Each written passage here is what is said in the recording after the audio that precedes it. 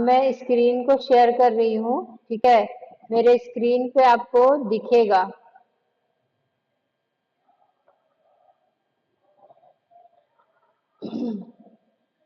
हम्म।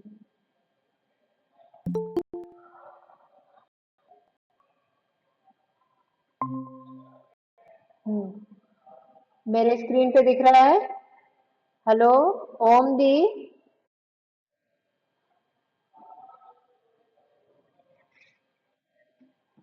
Hello ममता दी।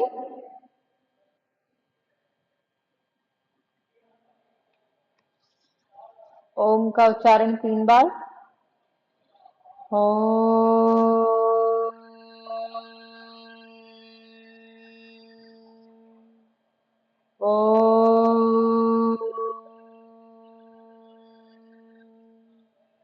ओम। चलिए, जैसा कि आज का हमारा विषय है योग दर्शन। तो योग दर्शन को हम लोगों ने पिछले क्लास से ही शुरू किया था कि योग दर्शन के बारे में हम जानते हैं कुछ बेसिक जो चीजें हैं, ठीक है। तो योग दर्शन में हमारा जो सूत्र है उस सूत्र के अर्थ को हम समझ रहे थे, जो मुख्य सूत्र है ना योग दर्शन के, तो उन सूत्रों को हम समझ रहे थे। मगर मुझे ऐसा लगा कि पहले आपको पूरे योग दर्शन का एक परिचय देना चाहिए, जिससे कि आपको समझ में आए कि आप पढ़ क्या रहे हैं, ठीक है। तो जैसा कि मैंने पिछले क्लासेस में आपको कुछ परिचय दिया था योग दर्शन का, कि योग दर्शन जो है ना हमारे एक आस्तिक दर्शनों में से काफी प्रसिद्ध दर्शन है, जिसे कि हम आज देखने वाले हैं। तो योग दर्शन में जो जनरली जो बातें हुई है वो योग से रिलेटेड ही बातें हुई है, लेकिन इस योग को कैसे समझा जाए, किस प्रकार से समझा जाए और इसमें क्या क्या चीजें हैं, डिटेलिंग में हम चर्चा करेंगे। तो जनरली इस योग दर्शन में जो अध्याय की संख्या है, कह लीजिए जो चैप्टर्स है, जो पाद है, जनरली हम इसमें चैप्टर्स को चैप्टर्स नहीं कहते हैं, अध्याय भी नहीं कहते हैं। योग दर्शन के जो चैप्टर्स है उसे हम पाद कहते हैं। तो कुल 4 पाद है इसमें, ठीक है, योग दर्शन में। तो हम एक एक करके चारों पाद को बहुत शॉर्टकट में समझेंगे। और शॉर्टकट कहने का मतलब है कि मैं ज्यादा विस्तार में नहीं जाऊंगी, बस बोलचाल की भाषा में जिस प्रकार से आप समझ सके उसको, ठीक है, उसको मैं समझाने की कोशिश करूंगी। अगर आपको कोई समस्या, कोई प्रश्न मन में उठते हैं, कुछ समझ में नहीं आता है, तो अंत में हम इसकी चर्चा करेंगे, ठीक है। चलिए, तो जैसा कि मेरे स्क्रीन पे पीडीएफ शो हो रहा है, आप उसमें देख सकते हैं। योग दर्शन का संपूर्ण सार समझने के लिए हमें इसके 4 पाद यानी कि 4 अध्यायों को सरलता से समझना होगा। पतंजलि मुनि यानी कि पातंजल योग दर्शन के जो प्रणेता है, ये जो दर्शन जिनके द्वारा लिखी गई, दी गई, उनका नाम ही था पतंजलि, ठीक है ना। तो पतंजलि ऋषि द्वारा रचित योग सूत्र ही योग दर्शन का मूल ग्रंथ है। तो इनके द्वारा, महर्षि पतंजलि के द्वारा जो योग सूत्र की रचना हुई, योग सूत्र कहने का मतलब क्या हुआ, योग तो आप समझ ही रहे हैं। सूत्र मतलब क्या, जैसे कि धागा में हम जब मोती को पिरोते हैं तो मिलकर के मोतियों को जब हम पिरोते हैं तो एक माला का निर्माण होता है, उसी प्रकार से इन सूत्रों को हम पिरो करके योग के अर्थ को समझेंगे और योग के लक्ष्य को प्राप्त करेंगे, है ना। तो योग का मेन लक्ष्य क्या है, हमारा कैवल्य मोक्ष, है ना। तो इसी योग सूत्र को ही हम योग दर्शन का मूल ग्रंथ समझते हैं, मतलब ये दर्शन में योग सूत्र ही दिए गए। पहला है समाधिपाद, ठीक है। तो अब हम एक एक करके थोड़ा थोड़ा समझने की कोशिश करेंगे। चलिए, सबसे पहला है समाधिपाद। अब देखिए, समाधि का नाम आप सभी ने सुना ही होगा। समाधि का मतलब क्या होता है, समाधि का मतलब होता है जो व्यक्ति अपने इस भौतिक जगत से, इस भौतिक शरीर से अपने आप को डिस्कनेक्ट कर देता है, ठीक है ना, और उस पर ब्रह्म में लीन हो जाता है ना। तो उसे हम कहते हैं वो, उसने या सॉरी उन्होंने समाधि को प्राप्त कर लिया, या समाधि में वो चले गए, अब वो वापस नहीं लौटने वाले हैं, तो समाधिस्थ वो हो गए। तो इस अध्याय में, इस अध्याय का नाम समाधिपाद क्यों दिया गया, तो इसीलिए दिया गया ताकि हम समाधि के मार्ग को समझ सके। ये जो अध्याय है ना, ये समाधि के बारे में बताते हैं। अब आपको ये लग रहा होगा कि क्या जरूरी है, हमारा तो अभी बहुत सारे ड्यूटीज है, रोल से हम समाधि तो प्राप्त करेंगे नहीं, और ना हमारा वैसा कोई लक्ष्य है योग से। योग योग सीखने का मतलब है हमारा कि जीवन में स्वस्थ रहे। तो जीवन में स्वस्थ रहना जरूरी है, लेकिन केवल स्वस्थता ही क्या एकमात्र हमारा उद्देश्य है? तो हमें, जब हम योग से हम जुड़ रहे हैं, तो योग के मूल मंत्र को समझना बहुत जरूरी है। जब आप इसको, मैं समझाऊंगी, और जब आप पूरे क्लास के एंड में पहुंचेंगे, तब आपका विचारधारा जो है ना, जो आपके सोचने की जो जो डायरेक्शन थी, वो जरूर चेंज होगी। क्योंकि ये बहुत अच्छी चीज है, बहुत ज्ञानवान चीज है, तो इसे जानना बहुत जरूरी है हम सभी के लिए। देखिए, समाधि पाद में समाधि के मार्ग कैसे हम प्राप्त करें, तो आप अपने सारे काम को, अपने सारे ड्यूटीज को करते हुए, अपने घर गृहस्थी में रहते हुए भी समाधि की स्थिति में आगे बढ़ सकते हैं। ऐसा नहीं है कि आपको समाधि प्राप्त करने के लिए, समाधि के मार्ग पे चलने के लिए आपको घर को छोड़ना होगा। ठीक है, तो इसीलिए मैं इसको समझा रही हूँ। पहला जो एक सूत्र आता है, जो काफी प्रचलित और काफी प्रमुख, और कह लीजिए कि काफी प्रसिद्ध सूत्र है इस समाधि पाद का, वह है योगस्य चित्तवृत्ति निरोधः। अर्थात योग से ही चित्त की जो वृत्तियां हैं, जो मैल है, जो गंदगी है, वृत्तियां है ना, उनका निरोध होता है। तो हमारे चित्त में जो मैल जमे हुए है, जो बुरे संस्कार है ना, उनको हटाना, उनका निरोध करना, ये केवल और केवल योग से ही संभव है। योग वह अवस्था है जब चित्त की वृत्तियां शांत हो जाती है। तो जब हम योगस्थ होंगे, योगी की अवस्था में आएंगे, यानी कि मन हमारा शांत होगा, तभी हम अपने चित्त की वृत्तियों को भी शांत कर पाएंगे। चित्त में जो चंचलता हो रही है ना, मन हमारा बहुत चीज करने को करता है ना, ओवर थिंकिंग जो होता है, एंग्जाइटी हो रही, डिप्रेशन हो रहा है, ये आजकल क्यों हो रहा है? क्योंकि हमारा मन शांत नहीं है। चलिए, अब हम आगे बढ़ते हैं। मन की 5 अवस्थाएं। तो मन जो है ना हमारा, जिसको मिलते हैं ना, मन नहीं कर रहा खाने का, मन नहीं कर रहा ये करने का, तो ये मन क्या है? ये जो बहुत छोटा सा जो शब्द है, 2 अक्षर का मन, ये मन है क्या? इसकी भी 5 अवस्थाएं हैं। 5 कह लीजिए, 5 प्रकार हैं। तो अलग अलग अवस्था है। एक है चंचल, जिसे हम कहते हैं क्षिप्त अवस्था, जो ज्यादातर बच्चों में होती है और काफी आजकल तो लोगों में देखने को मिल रहा है। चंचलता है, मन में एकदम अशांत है, मन कभी इधर जा रहा है, कभी उधर जा रहा है, कभी ये अच्छा लग रहा है, कभी वो अच्छा लग रहा है। तो कह लीजिए कि उसकी जो अवस्था है, वो क्षिप्त अवस्था है। ठीक है।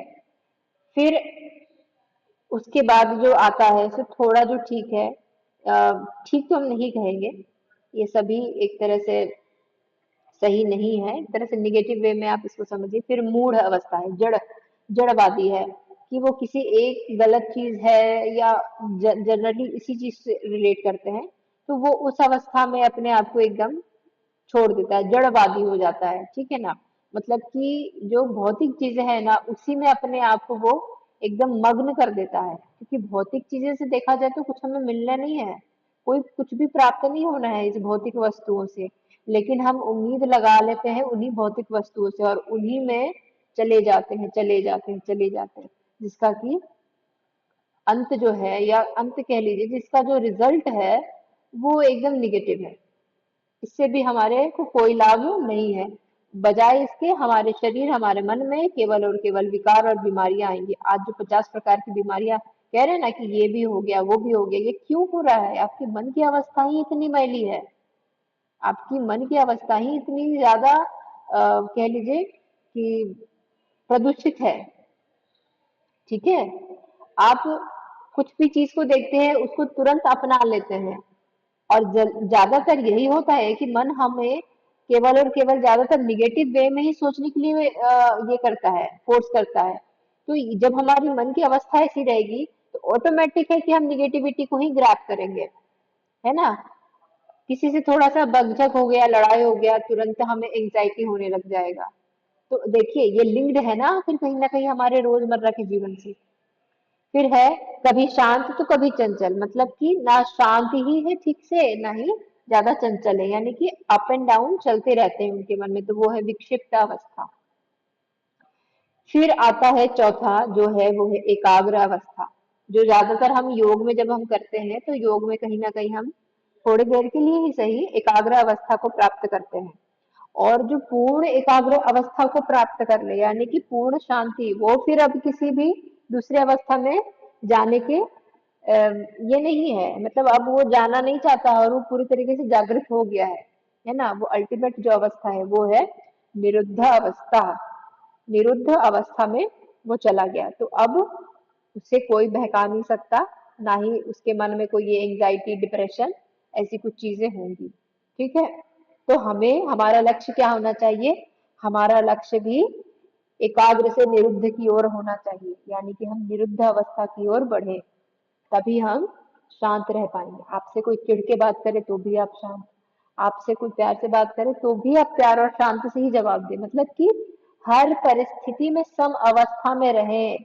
यही हमारा योग का लक्ष्य होना चाहिए, अगर हम योग को अपना रहे हैं तो। ठीक है, फिर इसमें संप्रज्ञात समाधि एक आता है शब्द, इसी चैप्टर में, पहले चैप्टर में ही, योग दर्शन के।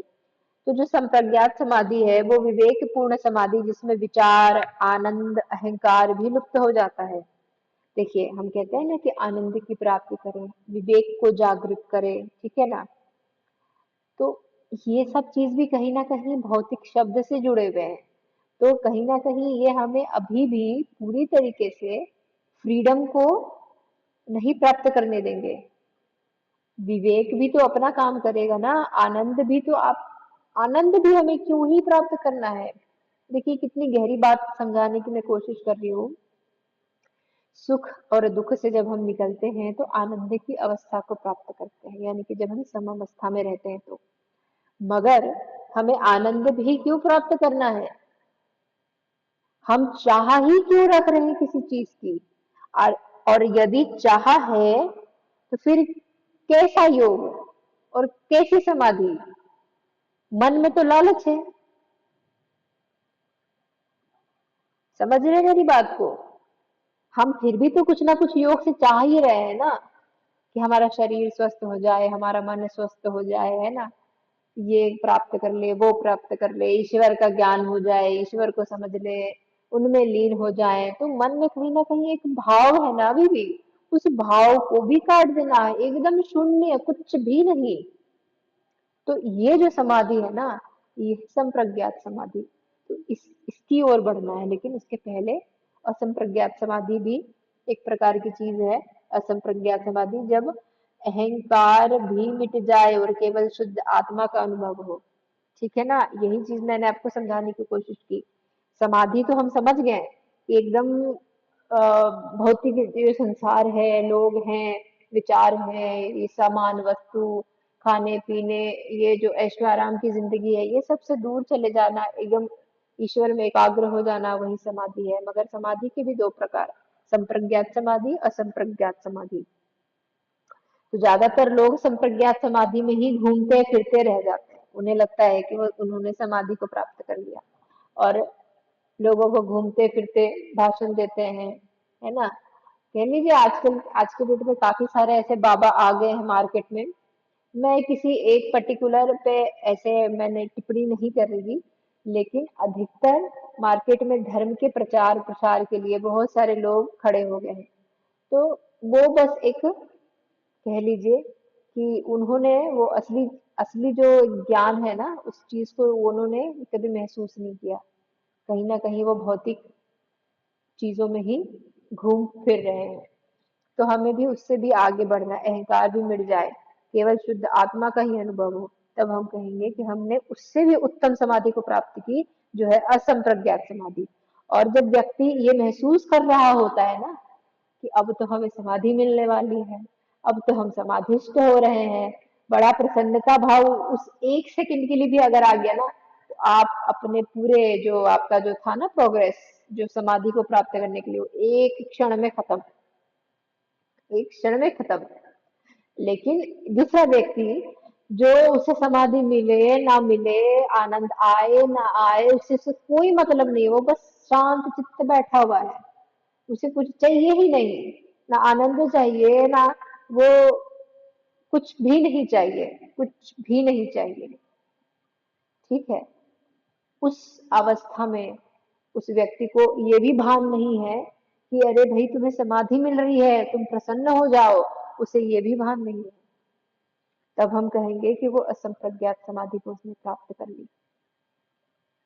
तो सार इसका यही था। सार कहने का मतलब पूरे अब तक जो मैंने आपको समझाने की कोशिश की इस 15-20 मिनट में, वो ये था। पहले अध्याय से, केवल पहले अध्याय को मैंने अभी समझाया, पहले अध्याय में भी मैंने आपको मेन मेन चीजें ही समझाई। ठीक है। तो योग का पहला लक्ष्य है मन को शांत करके, है ना, समाधि तक पहुंचना। और देखिए समाधि भले ही हमारे लिए कोई बहुत बड़ा सा शब्द हो कि भाई हमसे समाधि नहीं लगेगी, हम शरीर को ही अपना दुरुस्त कर ले, मन को दुरुस्त कर ले, वही काफी है भाई, इतने ये सब चीजें हमें नहीं करनी है। तो लोग इसे क्यों इतना ज्यादा एकदम एकदम लपेट देते हैं, एकदम बहुत बड़ा शब्द बना देते हैं, बहुत बड़ा कार्य बना देते हैं। अरे भाई आप नॉर्मल कपड़ों में, कोई बाबा वाले वेशभूषा में नहीं आना है, लंबे लंबे दाढ़ी बाल नहीं बढ़ाने हैं, त्याग कुछ नहीं करना है। आप नॉर्मल कपड़े में, नॉर्मल खान पान में, उन्हीं नॉर्मल लोगों के बीच में, घर परिवार में रहते हुए भी आप विलक के भाव से एक कह लीजिए कि कुछ ना चाहने के भाव से जीने की कोशिश तो करिए। तो कहीं ना कहीं आप भी समाधि की अवस्था में ही जिएंगे। और फिर किसी से कोई आशा या उम्मीद ही नहीं रहेगी, बस केवल मन में एक प्रसन्नता रहेगी, एक शांत भाव रहेगा। बस यही होती है असल जीने की जो टेक्निक होती है। जो लोग खुश रहते हैं ना हमेशा, आपको लगता है, बस यही है। वो जाने अनजाने वो समाधि को ही प्राप्त है, वो जाने अनजाने वो योग में ही है, उन्हें नहीं मालूम कि वो योग कर रहे हैं, मगर वो कर रहे हैं। ठीक है। इसीलिए अपने आप को महसूस करिए, सदैव हर क्षण, एक एक मिनट अपने आप को, एक एक सेकंड अपने आप को महसूस करिए कि आप हैं। ये आप कौन है, ये अंदर क्या है, इस भाव में जीने की कोशिश करिए। अरे इसने कुछ कह दिया, मुझे बुरा लग गया, हमारे साथ ये बीमारी हो गई, हमें बुरा हो गया, हमें ये खाने को नहीं मिला, हमें बुरा लग गया। इन छोटी छोटी बातों में हम फंसे रह जाएंगे, तो बड़े बड़े चीजों को कैसे हम सोच पाएंगे। कुछ अलग सोचने की कोशिश करिए ना जीवन में। जब हम एक ही चीज खा खा के बोर हो जाते हैं, एक ही चुटकुला सुनते सुनते बोर हो जाते हैं, तो एक ही टेंशन लेते लेते बोर क्यों नहीं होते हैं? एक ही बात को सोचते सोचते बोर क्यों नहीं होते हैं? क्यों हम बार बार एक ही चीज को सोचते हैं और फिर टेंशन भी लेते हैं? तो ये कितनी बड़ी मूर्खता है ना लोगों की। जरूरी नहीं है कि आप योग में उतरो, आप सन्यासी बनो, आप भगवाधारी बन जाओ, एकदम ये कर जाओ। कोई जरूरत नहीं है इसकी, ये केवल दिखावा मात्र है। आप साधारण रहो, शांत रहो, बस। यही था हमारा पहले अध्याय का मेन, समराइज करके जो मैंने आपको समझाने की कोशिश की, पूरा सार यही था। ठीक है। फिर आप देखिए, कोई आपको बीमारी होएगी नहीं, बीमारी भी है तो भी आपको कोई फर्क नहीं पड़ेगा, है, हमें उससे क्या है, ये शरीर में है बीमारी। हमारा आत्मा शुद्ध रहेगा ना, तो धीरे धीरे हमारी शरीर भी शुद्ध हो जाएगी। मगर आप उलझिएगा नहीं वापस से शरीर के इस मोह में। ठीक है। हमारा शरीर ऐसे हो जाए, हमारे बाल ऐसे हो, हमारी स्किन ऐसी हो, है ना, हमारे हड्डी बहुत मजबूत रहे, ये चीज मत सोचिए। ये सोचिएगा तो दुख हमेशा रहेगा। चलिए तो हम आगे की ओर बढ़ते हैं। साधना, साधना पाद, सॉरी साधन पाद है ये, इसमें गलत हो गया, सॉरी, साधन पाद है। अब हम बात करते हैं कि इस समाधि को प्राप्त करने के लिए कुछ साधन तो होंगे ना। जैसे हम कहते हैं ना कि हमें भाई वैष्णो देवी जाना है, तो उसके लिए क्या साधन है? तो भाई बोलेंगे बस है, फ्लाइट है, ट्रेन है ना साधन। तो उस वहां तक पहुंचने के साधन, तो उसी प्रकार से समाधि को प्राप्त करने के भी कुछ साधन तो होने चाहिए। किसकी हेल्प लें? अभी तो हम स्टार्टिंग स्टेज में है, तो भाई हमें हेल्प चाहिए, है ना, ऐसा सोचेंगे हम। तो ठीक है, चलिए हेल्प भी देते हैं हम।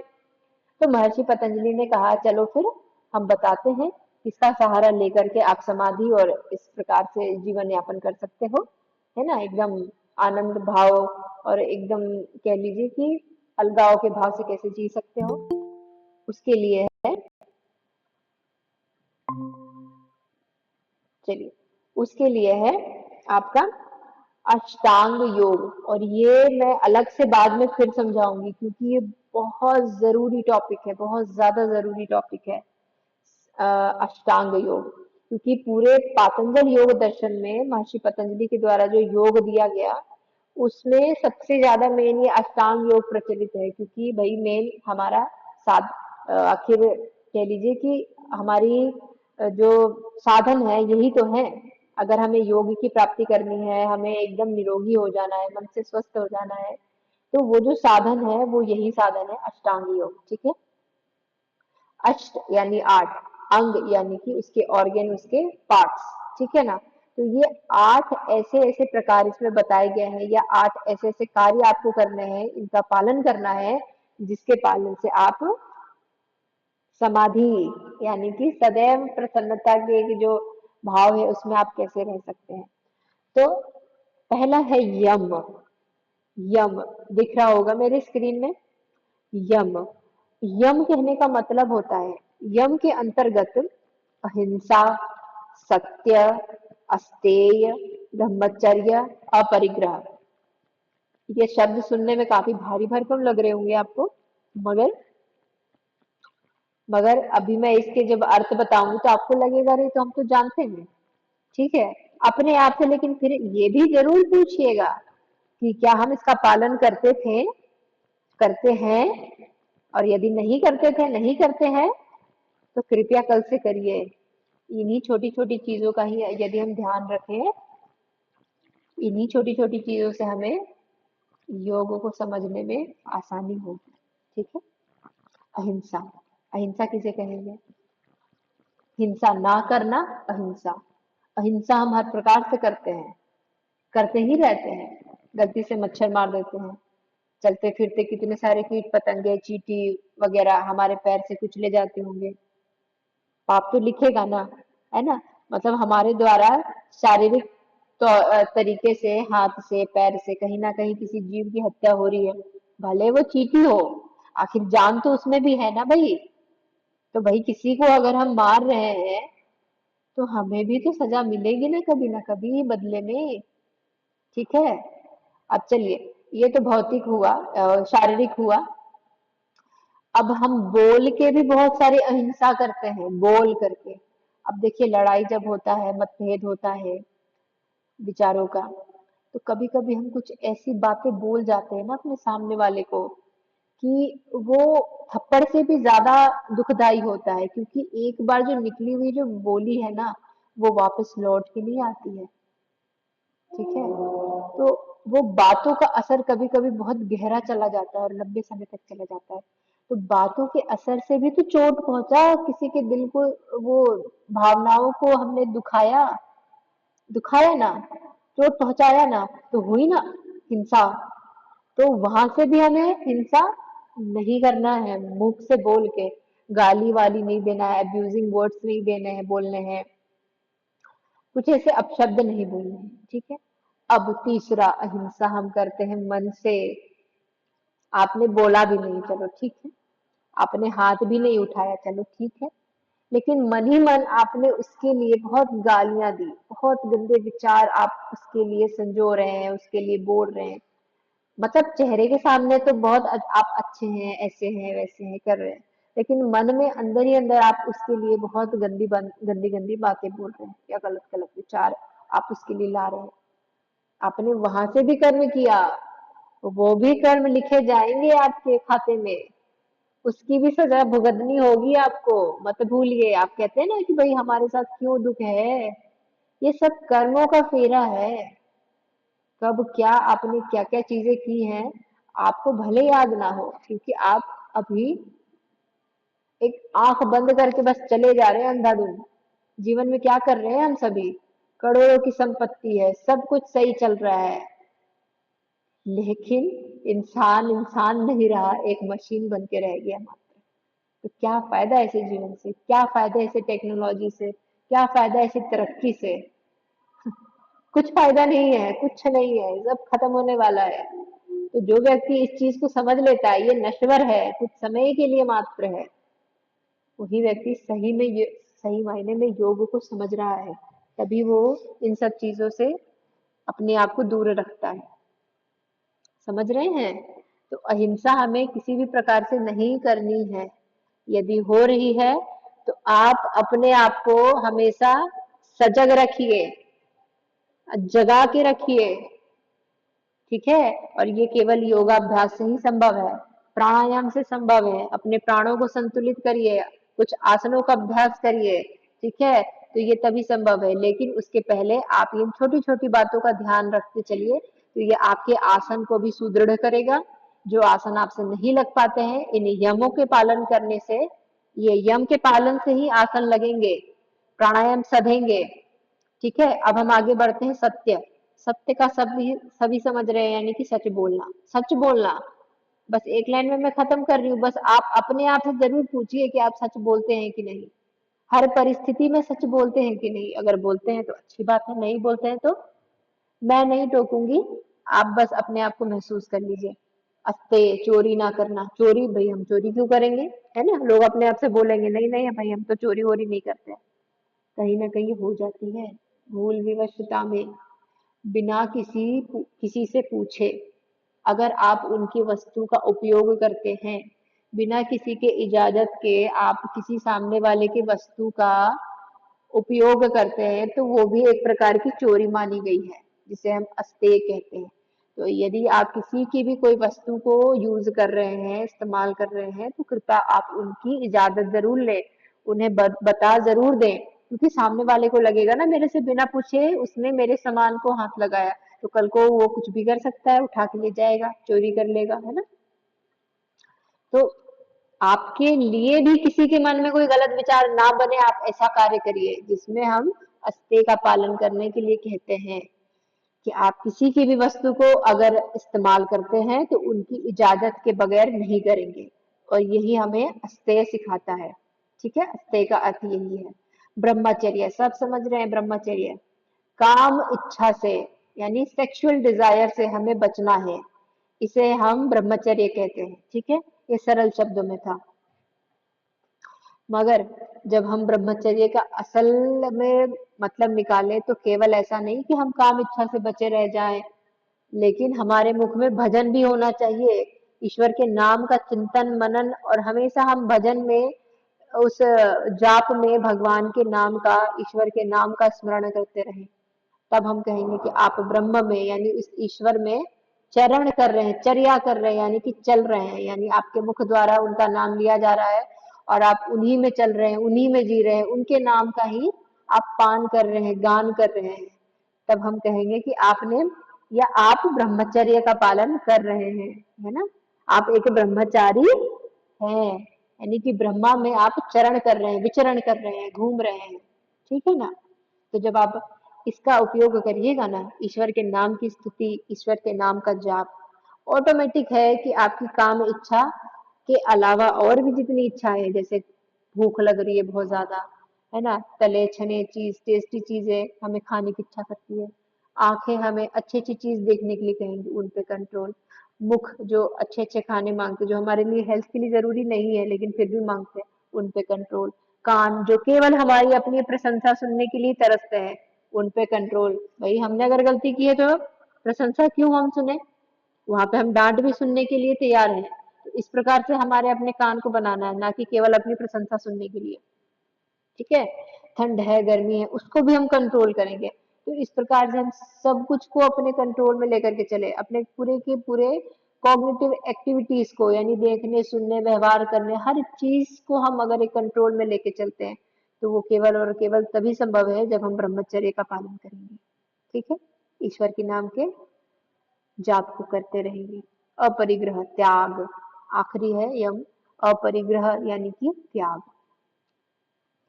भाई त्याग किस चीज का करना है? तो आपके जीवन में जो आपको दुख देता है, जो आपके लिए संकट खड़ा करता है, जो आपको एक मोह में बांध लेता है, उन सब चीजों का त्याग करिए। ठीक है?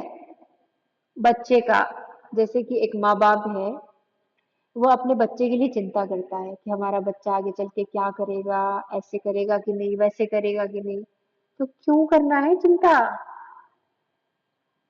यही तो है प्रॉब्लम, हम चिंता करते हैं और हमारी चिंता करने से क्या हो जाएगा जरा बताइए। जो लिखा है, जैसे उसने कर्म किए हैं पिछले जन्मों में या अभी जो कर रहा है, फल तो उसे उसी अनुसार मिलेगा। तो चिंता करने से क्या हो जाएगा? चिंता करने से समस्याएं ठीक हो जाएंगी क्या? नहीं, तो फिर क्यों चिंता कर रहे हैं? तो त्याग किसका करना है? उस वक्त उस चिंता का त्याग करना है। आपने अगर सही संस्कार दिए हैं तो आप निश्चिंत रहिए, आपका बच्चा सही मार्ग को पकड़ेगा ही पकड़ेगा। तो जब आपकी कर्म करने की समय थी, है ना, अपने बच्चे को सही संस्कार देने का समय था, अगर तब आपने सही संस्कार दिए हैं तो फिर अब आप निश्चिंत रहिए, क्योंकि आपने सही कर्म कर दिया। अब उसके फल की इंतजार करिए, आप चिंता मत करिए, चिंता का त्याग कर दीजिए। दुख मिल रहा है, मान लीजिए कि बच्चे से दुख मिल रहा है, जिसको आपने खून पसीना एक करके पढ़ाया लिखाया, है ना, लेकिन उसने आपके एक भी बात को नहीं माना या आपकी उस प्रकार से सेवा नहीं की। क्यों करनी है सेवा? वहां भी त्याग दीजिए, क्योंकि आप मोह में बंध रहे हैं। मोह, मोह समझ रहे हैं ना? अपनों का मोह, अपनी संतान का मोह, पैसे का मोह, घर का मोह, जमीन का मोह, जायदाद का मोह। मोह ही तो है। इन भौतिक चीजों से क्या मिलना जाना है, आप बताइए ना। ये नश्वर है, मर जाएंगे, कुछ लेके नहीं जाएंगे, तो फिर किस बात का उससे हमें लगाव? तो उस प्रकार के मोह का हमें त्याग करना है। तो जो हमारे समाधि के मार्ग में, हमारे योग के मार्ग में जो जो चीजें बाधाएं के रूप में आपको दिखती है ना, उन सब का त्याग करते जाइए। तो आज हम यम तक ही पढ़ते हैं, क्योंकि फिर अधिक हो जाएगा, ठीक है ना। तो शुरू से मैं एक बार फिर से समझा देती हूँ। तो योग दर्शन आप जो सुन रहे हैं, समझ रहे हैं, आप देखिए, महसूस कर रहे होंगे कि कहीं ना कहीं हमारे हमारे जो रेगुलर जीवन है ना, जो दिनचर्या है, उसी से रिलेटेड है। और इसको असल में जब आपको स्वस्थ करना है तो आपको इसका सहारा लेना पड़ेगा, यानी योग दर्शन का। ठीक है। योगस चित्त वृत्ति निरोध, मन की 5 अवस्थाएं, संप्रज्ञात, असंप्रज्ञात, समाधि, इन सबको आज हमने जान लिया। ठीक है ना। तो चित्त की वृत्तियों को निरोध कैसे करना है? योग में। ठीक है ना। और मन की 5 अवस्थाएं थी, क्षिप्त थी, मूढ़ थी, विक्षिप्त थी, एकाग्र थी और निरुद्ध थी। तो हमें एकाग्र से निरुद्ध की ओर बढ़ने की कोशिश करना है निरंतर।